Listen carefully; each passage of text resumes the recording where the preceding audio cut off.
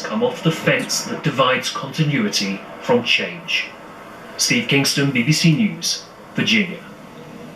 And with us now to discuss what's ahead is Tom Rogan from Republicans Abroad and Rob Carolina from Democrats Abroad. Thank you both for joining us here this morning. Tom, first of all, it can't be lost on anybody that after all these months, all these millions of dollars that have been spent, it just comes down to the last precious few hours and a few swing states. It does. Now I think it's all about just persuading those last undecided voters to get out and come onto your side, and also making sure that your base of supporters turn up at the polls, because at this point we've had campaigning really for about 18 months, and it's just about getting that final stretch, pushing through and maximising your chance of victory. How confident is everybody feeling, Rob? Because we hear that the polls are saying it's too close to call and nobody quite wants to commit themselves to who will win. Well, in the Democratic camp, we are very, very confident indeed. We've got very strong positions in most of the swing states, Pennsylvania, Wisconsin, Iowa, Nevada. We've got good positions in Virginia and Colorado. We're well in the lead in Ohio. Florida, we're narrowing the lead that Mr. Romney has. Fact of the matter is, if we can hold on to Ohio, that's the election.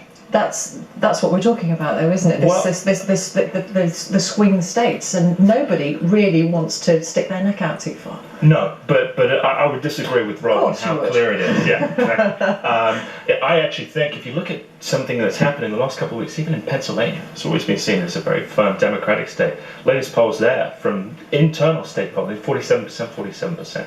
And I've spoken to people on the ground there who are very optimistic. I think either we are going to see a pretty clear Romney win, or we're going to see a much tighter race. I mean, I think it's going to be very tight or quite clear on Romney's side. If it is that tight, though, what does it tell us about how America is going to face the future? If it's so closely fought, what does it say about the divisions that are possibly there, about the direction that people wish to see America going in? Well, the fact of the matter is that because of the way elections are conducted in the U.S., it's very common to see a close vote on the popular vote.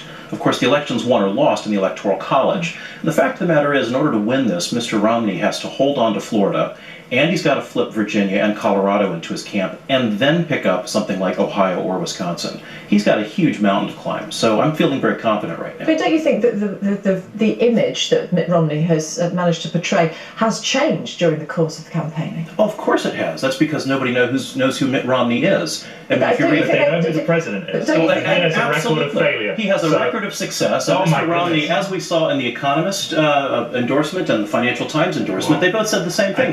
We don't know who we don't know who Mr. Romney, or the Economist, and those wonderful bastions of left-wing liberalism, the Financial Times and the Economist. Yeah, both of them said that we don't know who this candidate is. I mean, the Economist said the best thing that can be said about Mr. Romney is that you can vote for him if you don't believe what he says. Des Moines Register, Iowa paper, which is certainly not a Democrat, it's certainly not a Republican-leaning paper, endorsing Romney. You know. But how much more difficult has it been for the Democrats this time? Because there hasn't been the buzz around the election, has there, that there was in 2008? No, and why hasn't there? Because Obama's been in office and he's now a known quantity maker. I'm sorry, Democrat over here. I'm the Democrat. And in my party, there's been a huge amount of enthusiasm. I mean, we've got a campaign office here in London. We have a constant stream of volunteers coming in and out of our campaign office here in London. We've got field offices. There's more than 160 field offices open in Ohio alone where I vote. And those things are being staffed by volunteers. We got a huge amount of enthusiasm. We got people who want this president to be reelected, and tomorrow night, that's what we're going to see happen. Well, we'll see if it happens, but I think the reason you have seen, since the debates, trending in Romney's favor, huge campaign events, thousands more people turning up to Romney events than Obama events, is because people look at the record and they see a record of failure. But if it was that much of a record of failure, he wouldn't be doing as well as he is, and in some of the key battlegrounds, President Obama is ahead of. Well, I personally, and I'll be honest, I think there have been mistakes in the Republican campaign. I think too much of the time we have allowed ourselves to be painted as somewhat ideologically extremist in terms of gay marriage. Well, there's a reason for that. Well, no, I think that a loud minority of the party is allowed to dictate the discourse. You're talking about the people like Aiken, okay. These people are morons. Wow. Well, no, it's a big statement to make. It is a big statement to make, but it's true. I think you're talking about the majority of the base right now. No. The majority of the base is concerned about the economy. If you're acknowledging those divisions, is that going to play to your strengths, or is it going to show that you're not unified? I think it plays to the strength in when you actually look at who is Mitt Romney. Mitt Romney is a Massachusetts moderate who is concerned about the economy, who is concerned about improving people's lives. People don't think he's a moderate necessarily. Well, they do think that. I think they've seen in the debates the real Mitt Romney. The Obama campaign have tried to paint him with the Asian blush, and it hasn't worked. Look at the post-debate trending, and it's obvious. Mitt Romney was the governor of Massachusetts, a left-leaning state, and when he left office as governor, his approval rate was all the way down to 34%.